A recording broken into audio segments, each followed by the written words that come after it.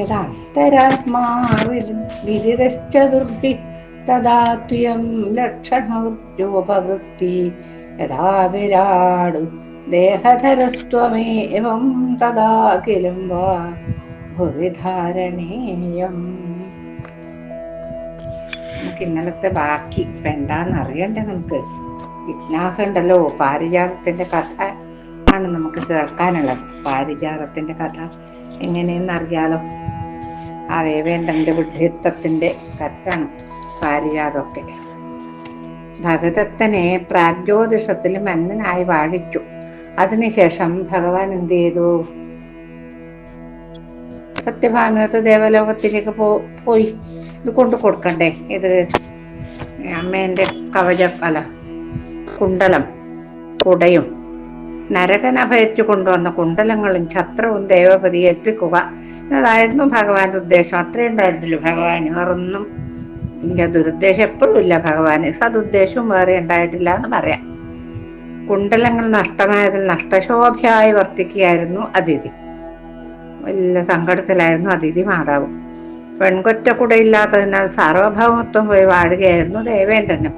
ദേവേന്ദ്രന്റെ കൊടി കൊടുത്തു, അമ്മയുടെ കുണ്ടലും എടുത്തു. അങ്ങനെ കുണ്ടലങ്ങളും ഛത്രവും ലഭിച്ചതിനാൽ ദേവമാധവും ദേവപതിയും എല്ലാത്തങ്ങ് ആഹ്ലാദിച്ചു എന്ന് പറയാം. ഭാമയുടെ ഭൗമേതരമായ സൗന്ദര്യത്തിൽ ദേവാംഗനകൾ അതിശയിച്ചുപോയി. അത്ര സുന്ദരി സത്യഭാമ. എല്ലാവരും അതെ.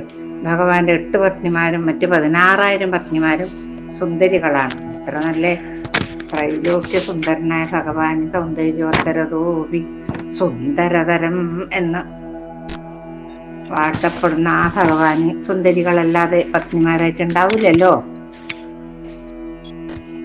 അപ്പൊ ദേവസുന്ദരികൾ ആടിയും പാടിയും അവരെ ക്ഷണിച്ചു, സൽക്കരിച്ചു, ആഹ്ലാദിപ്പിച്ചു.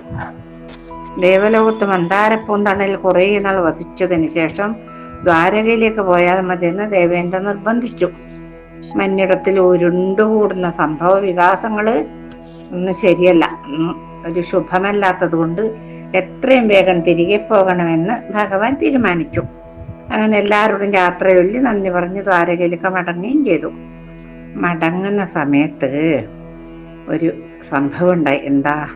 മനോഹരമായ നന്ദനവനത്തിലൂടെയാണ് തിരികെ വന്നത്.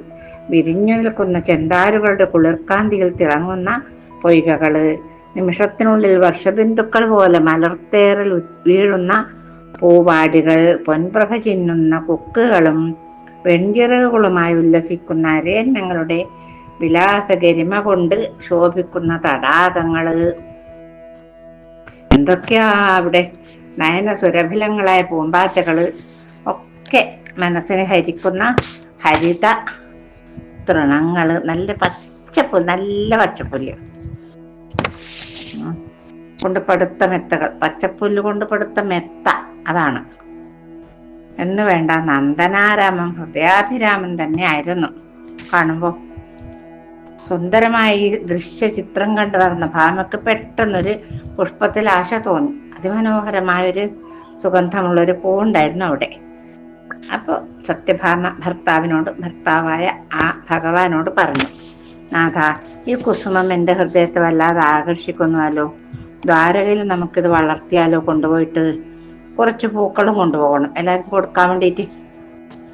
ഭാമിയുടെ ഭാവം അറിഞ്ഞ് മാധവൻ പാരിജാതത്തിനടുത്തെത്തി കുറച്ച് പൂക്കൾ ശേഖരിച്ചു. ഈ പൂക്കളാണ് അന്നവിടെ വലിയ കോലാഹലം സൃഷ്ടിച്ചത്. അസുലഭമായ സുഗന്ധം കൊണ്ട് ഗംഭീരമായ പാരിജാതപ്പൂക്കള് ഉടനയിൽ നിറക്കുകയും അതിൻ്റെ ഒരു കൊമ്പ് കേശവൻ ഒടിക്കുകയും ചെയ്തു. പാരിജാതം രക്ഷിച്ചെന്ന രക്ഷികൾ തൽക്ഷണം സുധർമ്മയിലെത്തി മാധവന്റെ കർമ്മം ദേവപതിയോട് പറഞ്ഞു. എന്തോ ഒരു കഥയില്ലായ്മയാണ് ഇവർക്ക്. ക്ഷണത്തിൽ ദേവപതി കോപിഷ്ഠനായി. എന്ത് കൊടുത്താലാന്ന് ഭഗവാനെ അധികാവലി ഈ അസുരനെ കൊന്നിട്ട് ഇതൊക്കെ കൊണ്ട് കൊടുത്തിട്ടില്ലേ? എന്നിട്ടിപ്പോ ഒരു പാരിജാതത്തിനെ കൊണ്ടൊടിക്കുന്നതിനാണ്. അത് കണ്ടോ? ഇനി കണ്ടോ?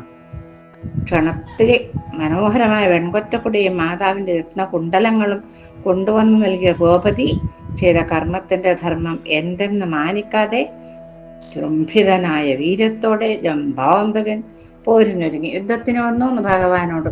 നാണം, മാനം ഏതെങ്കിലും ഒന്ന് വേണ്ട ഇയാൾക്ക്. തേരിന് പുറകിലെ ശബ്ദം കേട്ട് മാധവൻ തിരിഞ്ഞു നോക്കി. എന്താ അത്? ദേവപതി ഐരാവതത്തിന് പുറത്ത് വജ്രായുധം ചുഴറ്റി അടുക്കുന്ന കാഴ്ചയാണ് കേശവൻ കണ്ടത്. അപ്പൊ ഭാമയും മാധവൻ കുതൂഹലത്തോടെ ദേവേന്ദ്രന്റെ വരവ് നോക്കി നിന്നു. ആർക്കിവിടെ പേടി? ഐരാവതത്തിലെത്തിയ ദേവപതി ആക്രോശിച്ചു. കൃഷ്ണ, താങ്കൾ ചെയ്ത അപഹരണം യോഗ്യമായില്ല. സ്വർഗത്തെ വിശിഷ്ട വസ്തുവാണ് പാരിജാതം. ഭൂമിയിൽ അത് വളർത്തി സ്വർഗമാക്കുവാൻ ഞാൻ അനുവദിക്കുകയില്ല. ഓഹോ ഹോ ഹോ, ഇയാൾ അനുവാദം ആർക്ക് വേണം? വേഗത്തിൽ ആ കൊമ്പ് തിരികെ തരിക, പൂക്കളം വേണം. അപ്പം ഭഗവാൻ ചിരിച്ചുകൊണ്ട് പറഞ്ഞു, അമിത കോപം ആർക്കും നന്നല്ല. താങ്കൾ എന്തിനു കോപാകുലനാകുന്നു? പാരിജാതപ്പൂക്കൾ അറുത്തെടുത്തതും ഒരു കൊമ്പൊടിച്ചതും സത്യം തന്നെയാണ്. അവ തിരികെ തരുന്നതിൽ എനിക്ക് വിഷമമില്ല. പക്ഷേ ഞാൻ തന്ന വെൺകൊറ്റക്കുടയും കുണ്ടലങ്ങളും അത് തന്നെ അതെനിക്ക് തിരികെ തരിക. അവ മറ്റൊരു സ്ഥലത്ത് നിന്ന് ഞാൻ അപഹരിച്ചതാണ്. അപഹരണം മുതൽ സൂക്ഷിക്കുന്നതും ഉപയോഗപ്പെടുത്തുന്നതും ധർമ്മമല്ല. നന്നായി ഭഗവാനെ, അങ്ങനെ പറയണം. ദേവപതി ചിരിച്ചുകൊണ്ട് പറഞ്ഞു, മാധവ, ജരാസന്ധനെ പോലും തോൽപ്പിക്കുവാനാവാത്തവനാണ് നീ. എന്റെ വജ്രായുധത്തിന്റെ കാറ്റേറ്റാൽ നിന്റെ തല മഞ്ഞിടത്തിലെത്തിയേ നിൽക്കുക. എന്ത് വിട്ടിത്തപ്പ! എത്ര പ്രാവശ്യം അനുഭവിച്ചു, എന്നിട്ടും പഠിക്കുന്നില്ലല്ലോ ഈ വിട്ടി. അതുകൊണ്ട് ഏറെ ശബ്ദിക്കാതെ പാരിജാതം നൽകി പോയിക്കൊള്ളുക. കേശവൻ പറഞ്ഞു, സുരാധിപ, അസുരഭാവം നിന്നിൽ നിറഞ്ഞു കഴിഞ്ഞിരിക്കുന്നു. നിന്റെ മനസ്സും കുമാർഗത്തിൽ തന്നെയാണ് ഇപ്പോൾ ഓടുന്നത്, സന്മാർഗത്തിലല്ല. അതിന്റെ ഫലം നീ അനുഭവിക്കണം. മാധവൻ വില്ലെടുത്ത് ഞാണബന്ധിച്ചു. ഞാണിൽ അമ്പുകൾ തൊടുത്തു. ദിവ്യമന്ത്രങ്ങൾ അഭിമന്ത്രിച്ചു. ബാണത്തിൽ ശക്തി ആവാഹിച്ചു. അവ ചികിറിപ്പാഞ്ഞു. ഒരെണ്ണത്തിനെ പോലും തടയാൻ ഈ ദേവപതി എന്ന് പറയുന്ന ആ വിദ്യാസുരന് കഴിഞ്ഞില്ല. ഒരമ്പ് കൊണ്ട് വജ്രായുധം തെറിച്ചു. ദേവസേന പിൻവാങ്ങി. ദേവപതിയുടെ കിരീടം തെറിച്ചുപോയി. അത് ആ കിരീടം കളയണം. ഐരാവതം വിരണ്ടു. ആയുധം പോയി. ഭീതിതനായി നിൽക്കുന്ന ദേവപതിയെ കണ്ട് ഭഗവാൻ പൊട്ടിച്ചിരിച്ചു. ഭഗവാൻ അത് പതിവില്ല. ഈ പുഞ്ചിരിക്കുന്നതിൽ അത് പൊട്ടിച്ചിരിക്കുന്നൊരു ഭാവം ഭഗവാന് വളരെ വളരെ വളരെ ദുർലഭമാണ്. പക്ഷെ ഇപ്പം അങ്ങനെ പൊട്ടിച്ചിരിക്കുക തന്നെ ചെയ്തു. ദേവേന്ദ്ര, പോര് കുട്ടിക്കളിയാണെന്ന് കരുതിയോ നീ? നിന്നേക്കാൾ ശക്തനായിരുന്നു നരകാസുരൻ, അറിയോ? അവനേക്കാൾ ശക്തർ എത്രയോ മഞ്ഞിലുണ്ട്. എന്നിട്ട് നീ എന്നോട് യുദ്ധത്തിനൊരുങ്ങിയാലോ? കഷ്ടം. ദേവപതിയുടെ ഉള്ളം തെളിഞ്ഞു. സത്യം അറിഞ്ഞു. വൈകാരികത മറഞ്ഞു. ചിന്ത ഉണർന്നു. മാധവൻ ആരെന്ന് ഓർത്തു. തെറ്റുകൾ മനസ്സിലാക്കി. കുറ്റബോധം നിറഞ്ഞു. ഉള്ളു നീറി. കൈകൾ മുകളീകൃതമായി. ഐരാവതം താണു. ഇന്ദ്രൻ ഇറങ്ങി കേശവന്റെ സമീപം അണഞ്ഞു. ഭഗവാന്റെ അടുത്തേക്ക് വന്നു. ഐരാവതത്തിന്റെ പുറത്തുനിന്ന് താഴെ ഇറങ്ങി. ആനപ്പുറത്ത് കയറിയതിനെ ഇറങ്ങി വേണ്ടാന്ന് വിചാരിച്ച വിചാരം പോയി.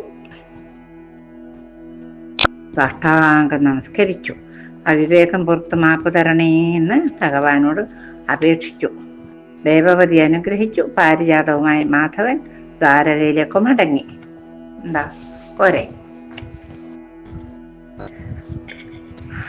അങ്ങനെയുള്ളൊരു കഥ, പാരിജാതത്തിന്റെ കഥ.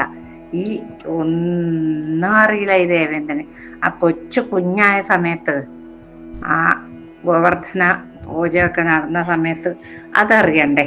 അതെല്ലാം മറന്നു. അന്നേരം മറന്നു.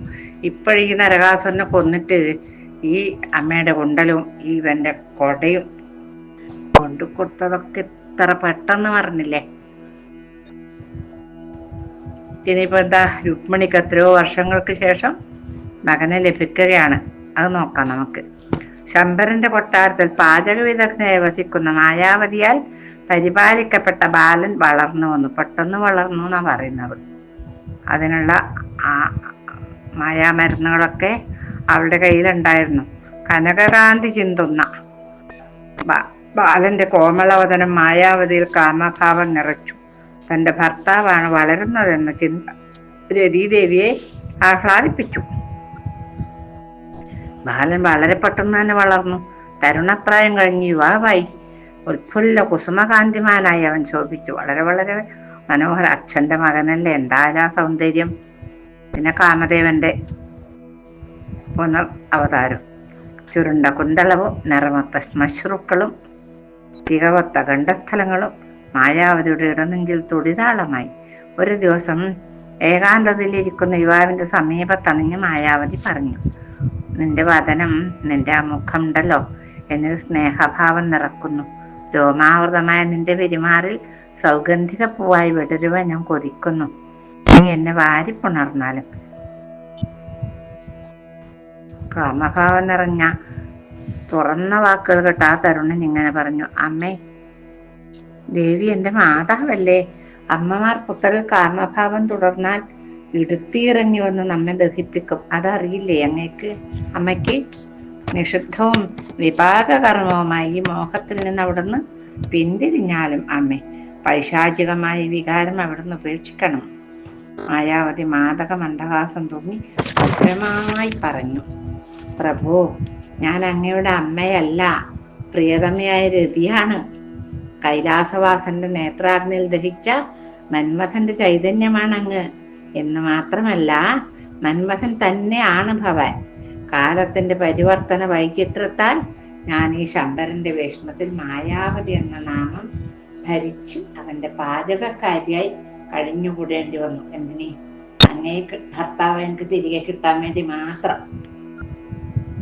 അങ്ങ് യദുകുലമണി ദീപമായ ശ്രീകൃഷ്ണ ഭഗവാന്റെ പുത്രനായി അദ്ദേഹത്തിന്റെ ആത്മവല്ലഭയായ രുക്മിണിയുടെ ഉദരത്തിൽ ജനിച്ച കുമാരനാണങ്ങ്.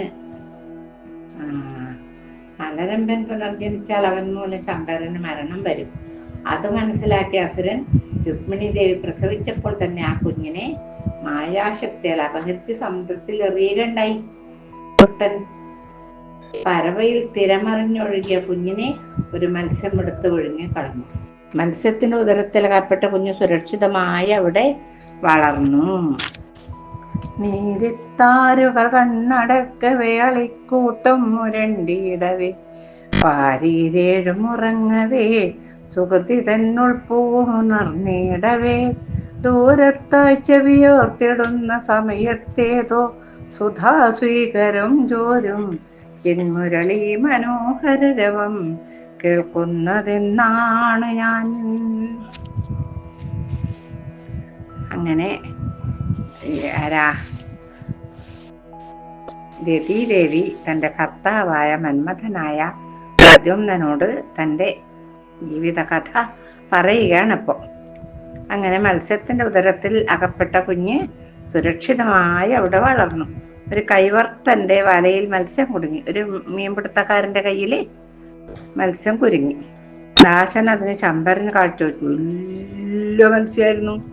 കൊണ്ട് ശമ്പരാസുരന് കാഴ്ചവെച്ചു. മത്സ്യം പാകം ചെയ്യുവാൻ പാപിയായവൻ പാചകക്കാരിയായ എൻ്റെ കരത്തിൽ തന്നു. അതാണ് വിധി എന്ന് പറയുന്നത്. വിധിനെ തടുക്കാൻ ആർക്കും പറ്റൂല എന്നൊക്കെ പറയുന്നതിൻ്റെ ഒരു രഹസ്യം ഇതാണ്, ഒരു തത്വം.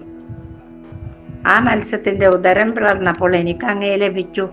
നാരദമുനി പൂർവവൃത്താന്തം എന്നോട് പറഞ്ഞിരുന്നു. എൻ്റെ പ്രിയതമനായ മന്മഥനാണ് ആ പ്രജയെന്നറിഞ്ഞപ്പോൾ മനം കുളിർന്നതിനെ പുണർന്ന് രഹസ്യമായി ഞാൻ വളർത്തി. അതാണങ്ങ് ദേവ. അങ്ങയുടെ പിതാവ് സ്വർഗം പോകുമ്പോൾ പഴയ രൂപം അങ്ങേക്ക് കൈവരും. എൻ്റെ മായാരൂപവും അന്ന് അവസാനിക്കും. ഇതെല്ലാം നാരദമുനി എന്നെ അറിയിച്ചിട്ടുള്ള രഹസ്യങ്ങളാണ്. ദേവാ, ഞാനൊരു കാര്യം കൂടി പറയട്ടെ. മഞ്ഞിടത്തിൽ അങ്ങേക്ക് ജന്മം തന്ന ഒരു മാതാവുണ്ട്. അതാരാ? കേശവന്റെ സഹധർമ്മിണി രുക്മിണി ദേവി. പ്രസവിച്ച നിമിഷം മുതൽ ഇന്ന് വരെ അവർ ഈറ്റുനോവ് അനുഭവിക്കുകയാണ്. ആ പുണ്യജനനിയെ കാണുവാൻ ഉടൻ പുറപ്പെടണം നമുക്ക്. ഞാനും അങ്ങയോടൊപ്പം ഉണ്ടാകും. ഒരു കാര്യം ഇതുവരെ ഞാൻ സൂചിപ്പിച്ചിട്ടില്ല. അങ്ങേക്ക് ഇന്നു മുതൽ നാമം പ്രദ്യുമ്നൻ എന്നായിരിക്കും. അങ്ങനെയാണ് അവിടുത്തെ നാമമെന്ന് നാരദൻ എന്നോട് പറഞ്ഞിട്ടുണ്ട്. അങ്ങയുടെ പേരും ഇതാണ്. ഭാര്യ ഭർത്താവിന് പേര് വിളിക്കുകയാണ്. എവിടെയെങ്കിലും കേട്ടിട്ടുണ്ടോ ഇത്? പരമേശ്വരന്റെ വരസിദ്ധിയിൽ നിന്നും ജനിച്ച പ്രദ്യുമ്നൻ ആയുധവിദ്യയും യുദ്ധമുറകളും ജന്മനാ തന്നെ സിദ്ധമായിരുന്നു. മായാവതിയുടെ ഉപദേശാനുസരണം തൽക്ഷണം തന്നെ പ്രദ്യുമ്നൻ യുദ്ധോദിക്കുന്ന ശമ്പരനെ പോരിന് വിളിച്ചു.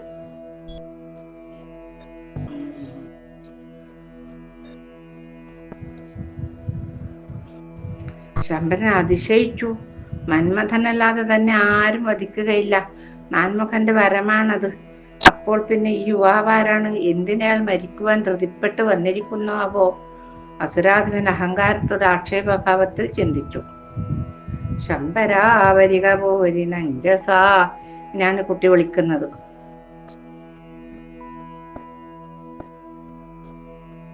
ദുഷ്ടനാം ഹരിസുതന്റെ ഭാഷണം കേട്ട നേരമഥ ശമ്പരാസുരൻ എട്ടു ദിക്കുകളുമങ്ങു തൽക്ഷണം പൊട്ടുമാറലറി വന്നു ചൊല്ലിനാൻ. നില്ല് നില്ല് കുമതേ കുമാരക, കൊല്ലുവാൻ കിമപി കില്ലുമില്ലടോ. വില്ലെടുത്തു കുലയും കരറ്റിനി നില്ലടായമപുരപ്രവേശനെ. ഞാൻ ഇപ്പം വധിക്കും ആണ് പറയുന്നത്. ഘോരമായ യുദ്ധം നടന്നു. യുദ്ധത്തിൽ പരാജയമേറ്റുവാങ്ങി ദൈത്യേന്ദ്രൻ മായാരണത്തിൽ ഏർപ്പെട്ടു. അതാണ് അവർക്ക് പിന്നെ വേഗം മായാരണം ഉണ്ടല്ലോ. മായാവതിയുടെ മായാപ്രയോഗത്താൽ അസുരന്റെ മായകൾ നിഷ്ഫലങ്ങളായി. പിന്നെ അല്ല മായാവതി ആരാള്?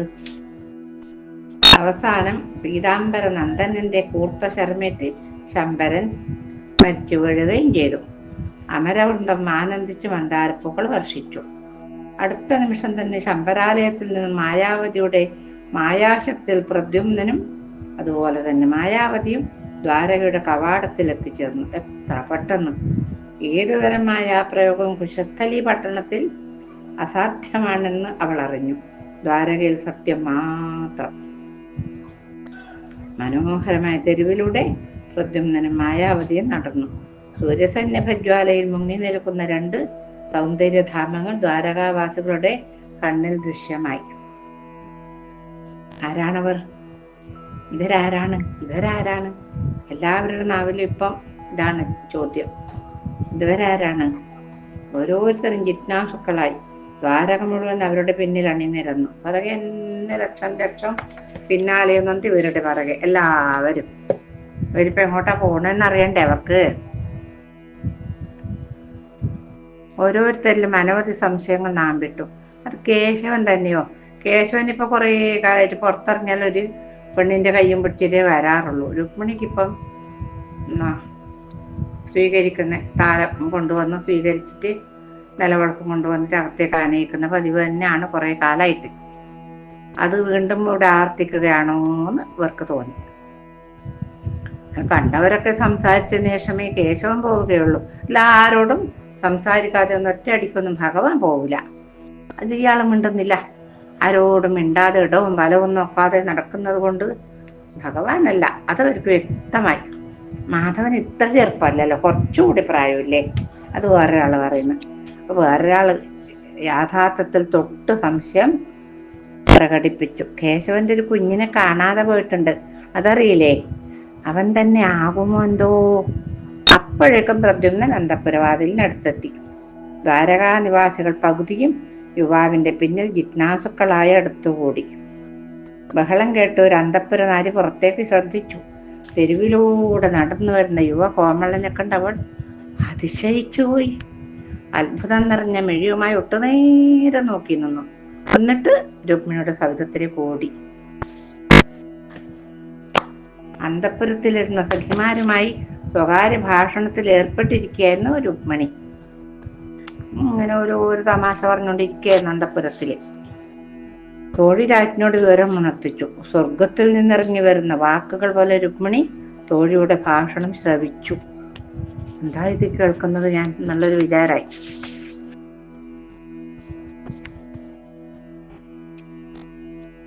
ഒരു നിമിഷം വൈദർഭി നിശ്ചലയായിരുന്നു. പെട്ടെന്ന് ആഹ്ലാദവും ഉദ്യോഗവും ഒരുമിച്ച് ഹൃദയത്തിൽ ഞെരുങ്ങി. ദേവി അന്തഃപുരവാതിലേക്ക് ഓടുക തന്നെ ചെയ്തു, നടന്നതല്ല. അപ്പോഴേക്കും പ്രദ്യുമ്നനും മായാവതിയും വാതിൽക്കൽ എത്തിയിരുന്നു. പ്രദ്യുമ്നനെ കണ്ട് ഭാവം പകർന്ന് രുക്മിണി നിന്നുപോയി. അവൾ അറിയാതെ അവളുടെ കനങ്ങൾ ചുരന്നുപോയി. ഹൃദയം പുത്രഭാവത്തിൽ പിടഞ്ഞു.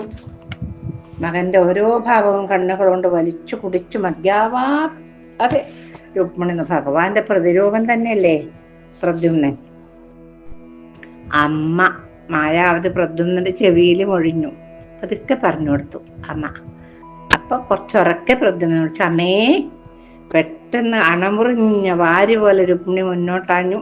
പ്രദ്യുമ്നൻ മാതാവിന്റെ സമീപം അണഞ്ഞു. അവർ ആലിംഗനബദ്ധരായി. മാതൃഭാവവും പുത്രഭാവവും ഒരുമിച്ചു വാത്സല്യത്തിന്റെ പരമോന്നത പദവിയിലെത്തി. മായാവതി രംഗം നോക്കി ആനന്ദ ബാഷ്പാംഗിയായി നിന്നു. ദ്വാരകാനിവാസികളോ അവരെന്ത് ചെയ്തു? അവരൊക്കെ ഈ അപൂർവമായ ഒരു സന്ദർഭമല്ലേ ഇത്? ഒരു രംഗം, അങ്ങനെയൊന്നും കാണാൻ കിട്ടാത്തൊരു രംഗം. അതിന് അവരൊക്കെ സാക്ഷികളായി. ഈ സമയം കേശവനും ഒന്നിച്ച് നാരദമുനി അവിടെ എഴുന്നള്ളി.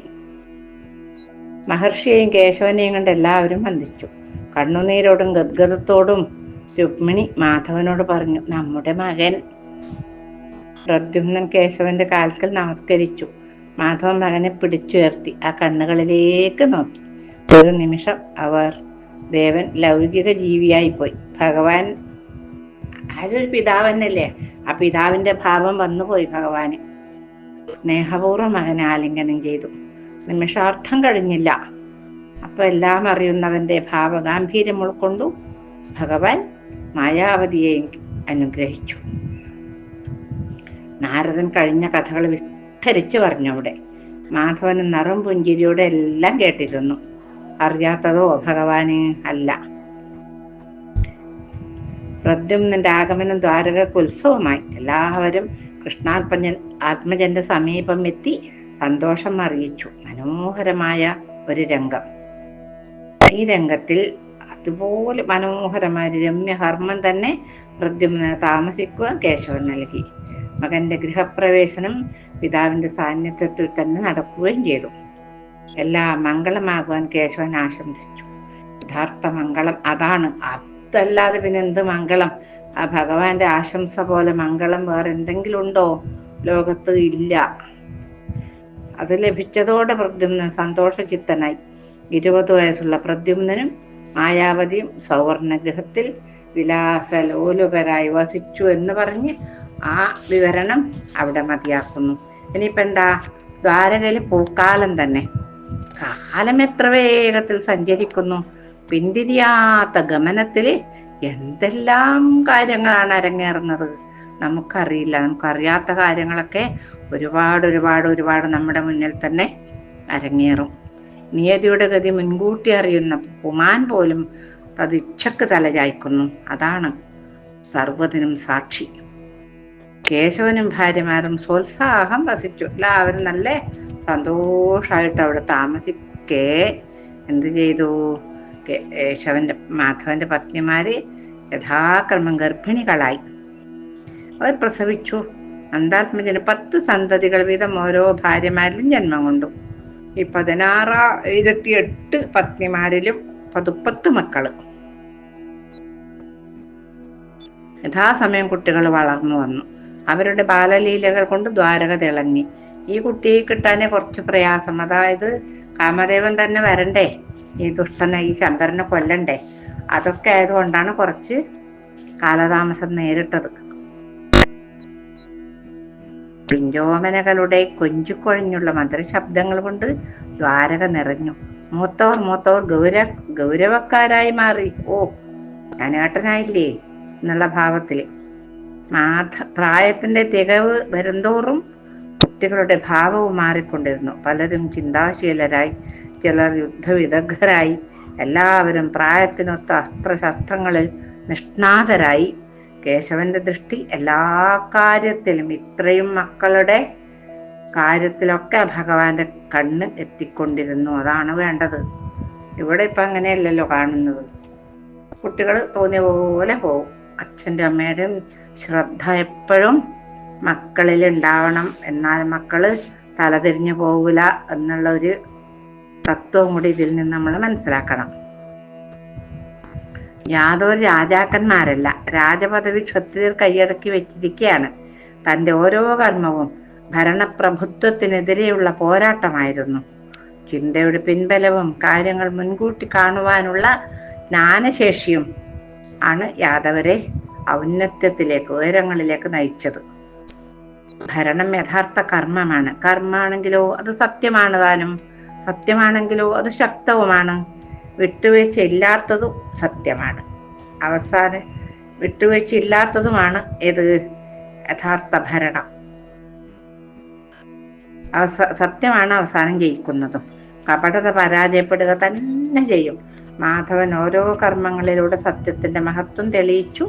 ദ്വാരകയിൽ ഇപ്പോൾ പൂക്കാലം തന്നെ. എത്ര എത്ര എത്ര എത്ര കൊച്ചു കൊച്ചു കൊച്ചു പൂക്കളാണ് ഭഗവാന്റെ മക്കളായിട്ട് ഉള്ളത് അവിടെ. മൃദുല ഹസിതാഞ്ജിതരായ ശിശുക്കൾ ധാരകക്ക് സൗന്ദര്യം നൽകി. കേശവനും പിഞ്ചോമനകളുടെ സൗന്ദര്യത്തിൽ അഭിരമിച്ചു വസിച്ചു എന്നും പറഞ്ഞുകൊണ്ട് ഈ ഭാഗം നമുക്ക് ഭഗവാന്റെ തൃപ്പാദ പത്മങ്ങളിൽ സമർപ്പിക്കാം. ഇനി സാമ്പന്റെ വിവാഹം ആണ് നാളെ നമുക്ക് വർണ്ണിക്കാനുള്ളത്. വലിയ കുട്ടിയായി എന്ന് മനസ്സിലായില്ലേ? അപ്പൊ നാളെ നമുക്ക് സാമ്പന്റെ വിവാഹം വർണ്ണിക്കാം. കായേന വാചാ മനസേന്ദ്രിയേർവാ ബുദ്ധ്യാത്മനാ വാ പ്രകൃതേ സ്വഭാവാത് കരോമി യദ്യൽ സകലം പരസ്മൈ നാരായണായേതി സമർപ്പയാമി.